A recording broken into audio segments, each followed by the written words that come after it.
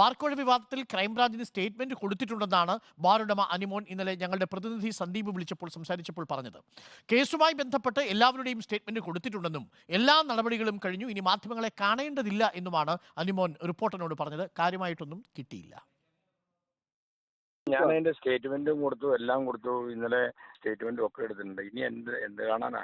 അല്ല, അതിനകത്ത് പറയപ്പെടുന്ന കാര്യങ്ങൾ, താങ്കൾ പറഞ്ഞ കാര്യങ്ങൾ അതെല്ലാം ഞാനൊരു സ്റ്റേറ്റ്മെന്റ് ഇട്ടിട്ടുണ്ട്. അത് കൂടാണ്ട് ഇന്നലെ ഇവര് ക്രൈംബ്രാഞ്ച് അതും സ്റ്റേറ്റ്മെന്റും എല്ലാം കൊടുത്തിട്ട് അവരെടുത്തിട്ടുണ്ട്. ഇനി ഞാൻ എന്നാ പറയാനാ?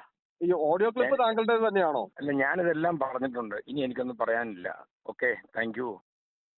അങ്ങനെ അനിമോൻ നീറ്റായിട്ട് കൈ കഴുകിയിട്ടുണ്ട്. ആ ശബ്ദരേഖയിൽ നിന്ന് പൂർണ്ണമായിട്ട് ഒഴിയുന്നു. മലക്കം പറഞ്ഞിരിക്കുകയാണ് അനിമോൻ എന്നുള്ള കാര്യം വ്യക്തമാണ്. കെട്ടിടത്തിന്റെ നിർമ്മാണവുമായി ബന്ധപ്പെട്ടുകൊണ്ടുള്ള ശബ്ദരേഖയല്ല എന്നുള്ളത് അതുമായി അത് കേൾക്കുന്ന ഏതൊരാൾക്കും പ്രാഥമികമായി മനസ്സിലാവും. പക്ഷേ തെളിവുകളില്ല.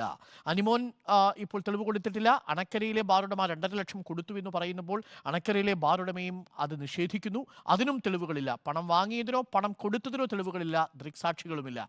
ഇനി അറിയേണ്ടത് ഈ 801 ബാറുടമകളിൽ ഏതെങ്കിലും ഒരു ബാറുടമയ്ക്ക് ഇതിൽ അഭിപ്രായ വ്യത്യാസമുണ്ടെങ്കിൽ അവർ ഈ വിവരം പുറത്തു പറയുമോ എന്നത് മാത്രമാണ്. സ്വകാര്യ സംഭാഷണങ്ങളിലെ മറ്റേതെങ്കിലും ശബ്ദരേഖകൾ പുറത്തു വരുമോ എന്നതാണ്.